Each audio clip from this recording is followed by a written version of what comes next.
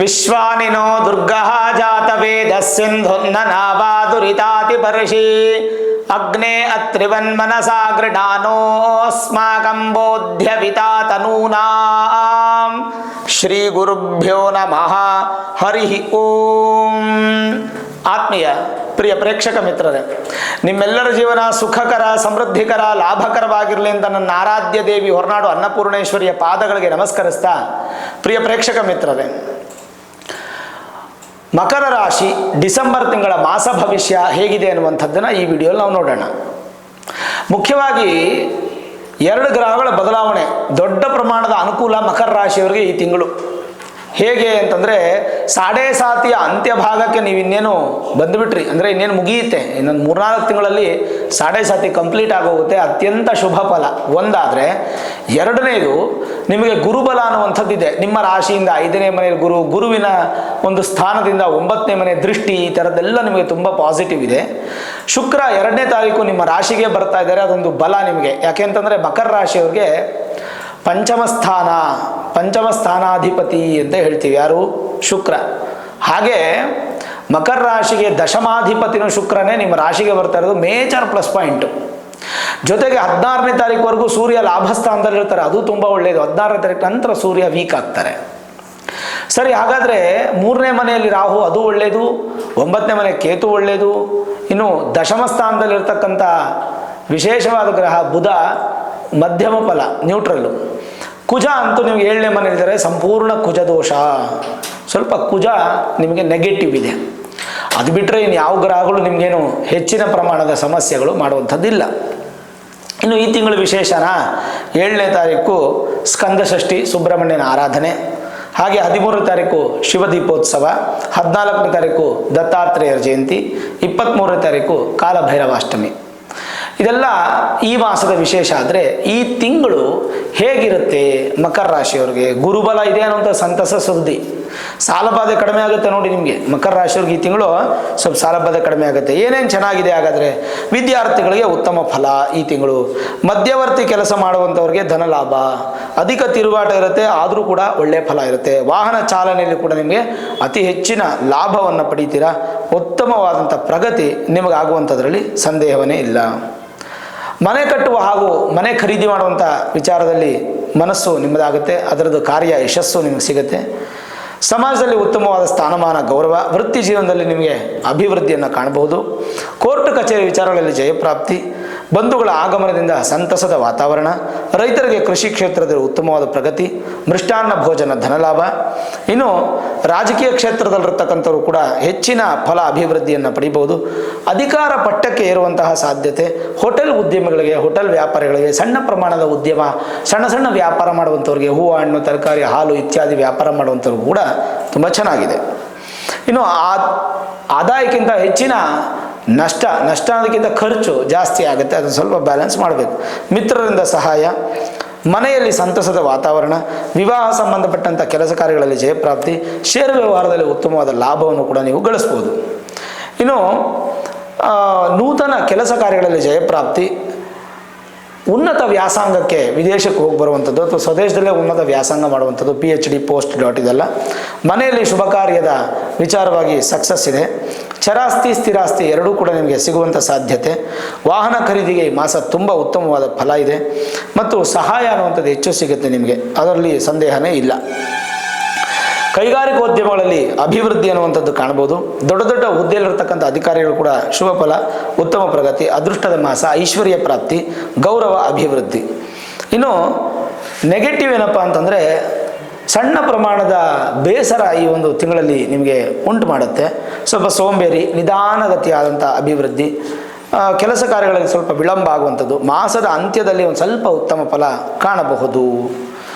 ಇನ್ನು ಉದ್ಯೋಗದಲ್ಲಿ ಹೆಚ್ಚು ಶ್ರಮ ಪಟ್ಟರೂ ಕೂಡ ಅದರ ಫಲ ಸ್ವಲ್ಪ ಕಡಿಮೆ ಇರುತ್ತೆ. ಧನ ಲಾಭ ಆಗುವಂಥ ಎಲ್ಲ ನಿರೀಕ್ಷಣೆಗಳಿದ್ದರೂ ಕೂಡ ಕೆಲಸ ಕಾರ್ಯಗಳು ಸ್ಥಗಿತ ಆಗುವಂಥ ಸಾಧ್ಯತೆಗಳು ಹೆಚ್ಚು ಕಾಣ್ತಾ ಇದೆ. ಇನ್ನು ಸ್ವಲ್ಪ ಮಟ್ಟಿಗೆ ನಿಮ್ಮ ಒಂದು ಪ್ಲ್ಯಾನ್ಸ್ ಎಲ್ಲ ಈ ತಿಂಗಳು ಯಾವುದು ಅಪ್ಲೈ ಆಗಲ್ಲ ಹೆಚ್ಚು. ನಿಮ್ಮ ಗೌಪ್ಯ ವಿಚಾರಗಳನ್ನು ಬಹಿರಂಗಪಡಿಸ್ಲಿಕ್ಕೆ ಹೋಗಬೇಡಿ, ಅದು ನಿಮಗೆ ಸ್ವಲ್ಪ ಮನಸ್ಸಿಗೆ ಬೇಸರ ಉಂಟು ಮಾಡುತ್ತೆ. ನಿಮ್ಮ ಸ್ಟ್ರೆಂತನ್ನು ಎಲ್ಲರಿಗೂ ಹೇಳ್ಕೊಳ್ಳಿ, ವೀಕ್ನೆಸ್ಸನ್ನು ಯಾರಿಗೂ ಹೇಳಬೇಡಿ. ಸ್ಥಾನ ಪಲ್ಲಟ, ಭೂ ವ್ಯಾಪಾರಿಗಳಿಗೆ, ರಿಯಲ್ ಎಸ್ಟೇಟ್ ಬಿಸ್ನೆಸ್ ಮಾಡುವಂಥವ್ರಿಗೆ ಅತಂತ್ರ ಪರಿಸ್ಥಿತಿ. ಈ ಕಡೆ ಕೆಲಸನೂ ಆಗಲ್ಲ, ಈ ಕಡೆ ಕೆಲಸ ನಿಲ್ಲೋದು ಇಲ್ಲ, ಒಂಥರ ಅತಂತ್ರ ತಿರುಗಾಟ ಜಾಸ್ತಿ ಆಗುತ್ತೆ. ಮತ್ತು ಮೇಲಧಿಕಾರಿಗಳಿಂದ ಒಂದು ಸ್ವಲ್ಪ ಕಿರುಕುಳಗಳು ಬರುವಂಥ ಸಾಧ್ಯತೆ. ಏನಾದರೂ ಹೂಡಿಕೆ ಮಾಡ್ತೀರಾ ಅಂತಂದರೆ ಅದು ಈ ತಿಂಗಳು ಅಷ್ಟೇನು ಉತ್ತಮ ಇಲ್ಲ. ಆರೋಗ್ಯದ ಕಡೆ ಹೆಚ್ಚು ಗಮನ ಕೊಡಲೇಬೇಕಾಗುತ್ತೆ. ಹಿರಿಯರ ಮಾತುಗಳನ್ನು ಗೌರವಿಸ್ತಕ್ಕಂಥದ್ದು ತುಂಬ ಒಳ್ಳೆಯದು. ಮಾಸದ ಅಂತ್ಯದಲ್ಲಿ ಸಣ್ಣ ಪ್ರಮಾಣದ ಬೆಳವಣಿಗೆಗಳನ್ನು ಕಾಣ್ಬೋದು. ಇನ್ನು ಮಕರ ರಾಶಿಗೆ ಒಂದು ಪ್ಲಸ್ ಪಾಯಿಂಟು ಗುರು. ಹಾಗಾಗಿ ನೀವೇನಾದರೂ ಒಂದು ಬಲ ಅನ್ನುವಂಥದ್ದು ನಿಮ್ಮಲ್ಲಿದ್ದರೆ ಆ ಬಲವನ್ನು ಈ ತಿಂಗಳು ಉಪಯೋಗಿಸಿ. ಏನಾದರೂ ಬುದ್ಧಿವಂತಿಕೆ, ಬಲ, ಹೊಸದಾಗಿ ಏನಾದರೂ ಮಾಡಬೇಕು, ಯಾರಾದರೂ ಸಹಕಾರ ತಗೋಬೇಕು, ಸಹಾಯ ಮಾಡಬೇಕು, ಏನಾದರೂ ದೊಡ್ಡ ಪ್ರಮಾಣದಲ್ಲಿ ಆಗಬೇಕು ಅಂತಂದರೆ ಈ ತಿಂಗಳು ತುಂಬ ಚೆನ್ನಾಗಿರುತ್ತೆ. ಜೊತೆಗೆ ನಿಮ್ಮ ಒಂದು ಕಾರ್ಯಕ್ಷೇತ್ರದಲ್ಲಿ ಅಭಿವೃದ್ಧಿಯನ್ನು ಕಾಣುವಂಥದ್ದು ಭಾಳ ಸ್ಪಷ್ಟವಾಗಿ ಗೋಚರ ಆಗ್ತಾಯಿದೆ. ಧನಕಾರಕನಾಗಿರ್ತಕ್ಕಂಥ ಗುರುವಿನ ಬಲ, ಪಂಚಮಾಧಿಪತಿಯಾಗಿರ್ತಕ್ಕಂಥ ಶುಕ್ರನ ಬಲ ಎರಡೂ ಕೂಡ ನಿಮಗೆ ಈ ತಿಂಗಳು ತುಂಬ ಚೆನ್ನಾಗಿರೋದ್ರಿಂದ ಈ ದೊಡ್ಡ ದೊಡ್ಡ ಮೆಡಿಕಲ್ ಶಾಪ್ಗಳಾಗ್ಬೋದು, ಚಿಕ್ಕ ಮೆಡಿಕಲ್ ಶಾಪ್, ಮೆಡಿಕಲ್ ರಿಲೇಟೆಡ್ ಯಾವುದೇ ಆಗ್ಬೋದು, ಹಾಸ್ಪಿಟಲ್ಸು, ಆಯುರ್ವೇದಿಕ್ಕು, MBBS ಮಾಡ್ತಾಯಿದ್ರು, MD ಮಾಡ್ತಾರಂಥ ಈ ವೈದ್ಯ ಹುದ್ದೆ, ವೈದ್ಯ ಇನ್ಸ್ಟ್ರೂಮೆಂಟ್ಸನ್ನು ಸಪ್ಲೈ ಮಾಡುವಂಥವ್ರಿಗೆಲ್ಲ ತುಂಬ ಚೆನ್ನಾಗಿರುತ್ತೆ. ಇನ್ಶೂರೆನ್ಸು ಮತ್ತು ದೊಡ್ಡ ದೊಡ್ಡ ಪ್ರಮಾಣದಲ್ಲಿ ನೀವೇನಾದರೂ ಕಾರ್ಯಕ್ರಮಗಳನ್ನು ಮಾಡ್ತಾಯಿದ್ರೆ, ಸಾಮಾಜಿಕ ಕಾರ್ಯಕ್ರಮಗಳು, ಸಾಮಾಜಿಕ ಚಟುವಟಿಕೆಗಳು, ಅದರಲ್ಲೆಲ್ಲ ನಿಮಗೆ ತುಂಬ ಒಳ್ಳೆಯ ಫಲ ಸಿಗುತ್ತೆ. ದಾನದ ಗುಣ ಹೆಚ್ಚಾಗುತ್ತೆ. ಕೆಲಸ ಕಾರ್ಯಗಳು ಸ್ಥೀಮಿತ ಆಗುತ್ತೆ, ಒಂದು ಹಂತಕ್ಕೆ ಬಂದು ನಿಲ್ಲುತ್ತೆ.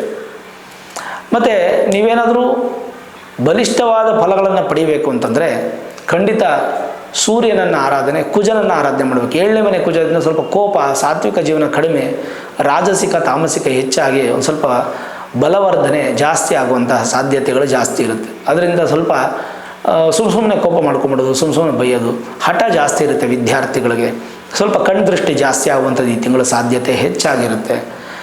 ಆಮೇಲೆ ಸಮುದ್ರ ಪ್ರಯಾಣ, ನದಿ ಪ್ರಯಾಣ, ನೀರಿನಿಂದ ಎಚ್ಚರವಾಗಿರ್ತಕ್ಕಂಥದ್ದು ಒಳ್ಳೆಯದು, ಕರೆಂಟಿಂದ ಎಚ್ಚರಾಗಿರ್ತಕ್ಕಂಥದ್ದು ಒಳ್ಳೆಯದು. ಸ್ವಲ್ಪ ಮಟ್ಟಿಗೆ ಅದು ನಿಮಗೆ ತೊಂದರೆ ಉಂಟು ಮಾಡುವಂಥ ಸಾಧ್ಯತೆ ಹೆಚ್ಚಾಗಿರುತ್ತೆ. ಆಮೇಲೆ ಈ ಒಂದು ತಿಂಗಳಲ್ಲಿ ನೀವೇನಾದರೂ ಈ ವಸ್ತ್ರಗಳನ್ನು ಖರೀದಿ ಮಾಡಿದ್ರೆ ಮೋಸ ಹೋಗ್ತೀರಾ, ಹೆಚ್ಚು ಮೋಸ ಹೋಗ್ತೀರಾ. ಹಾಗಾಗಿ ಖರೀದಿ ಮಾಡಬೇಕಾದ್ರೆ ಸ್ವಲ್ಪ ಜಾಗೃತಿಯಾಗಿ ಯೋಚನೆ ಮಾಡುವಂಥದ್ದು ಭಾಳ ಒಳ್ಳೆಯದು. ಮತ್ತು ಈ ವಾಹನ ಮಾರಾಟ ಮಾಡುವಂಥವ್ರಿಗೆ, ವಾಹನ ಸರ್ವೀಸು ಈ ಥರ ಇಟ್ಕೊಂಡಿರ್ತಕ್ಕಂಥವ್ರಿಗೆ, ವಾಟರ್ ಸರ್ವೀಸು ಆ ಥರದವ್ರಿಗೆಲ್ಲ ತುಂಬ ಚೆನ್ನಾಗಿರುತ್ತೆ.